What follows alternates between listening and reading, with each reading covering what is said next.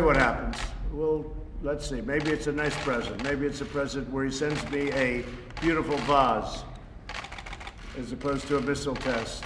That was President Trump talking to service members on Christmas Eve, and the president was thinking about the Christmas gift that he was promised by Kim Jong-un, which is believed to be a long-range missile test. South Korea are bracing for a new military provocation. And yes, a gift hasn't arrived here in the US, but it doesn't mean there is nothing to be worried about what's to come. According to Victor Cha, a former director for Asian affairs at the White House's National Security Council, we have to take North Korean threats seriously, and if they say they are going to do something by the end of the year, we cannot just simply ignore it. It maybe didn't come at Christmas time, and we didn't get the Christmas gift, but it is entirely possible by December 31st that they could do something.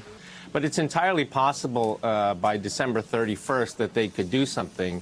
And if they don't launch a missile, we have to watch Kim's New Year's speech very carefully, because there will be signals there about where he wants the relationship with the United States to go in 2020. Victor also emphasized that the dates in February are important as well. There are a couple of dates in the beginning of February, like Valentine's Day. February 16th, that is the designated day for the celebration of the military, is a celebration of Kim Jong-un's father when he was named Generalissimo. So these are all important dates, and the US officials have to be watchful over these dates. So these are all important dates, and I think between now and February, we could either see some sort of provocation, or we could see a provocation followed by an attempt to a last-minute effort at diplomacy. In an interview with NPR, former White House National Security Advisor John Bolton said he didn't believe President Donald Trump really means it when he said he was determined to stop North Korea from developing nuclear missiles that could be used to target the US. So perhaps President Trump does not have any strategy, and he is really doing things on a whim about the North Korea policy. One of the defining characteristics of the Trump presidency is the faith he has in his own ability to consummate deals. So we now had 2.5 summits, which is the trip into the DMZ they did last year, the last time they met. And the president has always gone back to his personal relationship with Kim Jong-un. Both sides seem boxed in a little bit by their rhetoric.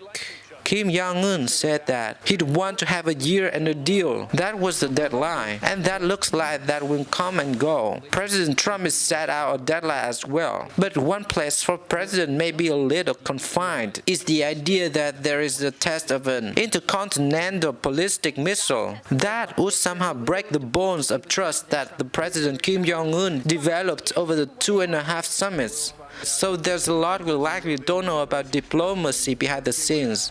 Remember that they've been writing each other. Either you can call them actual diplomatic letters, or the president refers to them as more of love letters. And if the president continues to have faith in his ability to do this, the strategy on North Korea will remain the same. And that strategy is hope for a breakthrough at some summit yet to be announced, yet to be determined.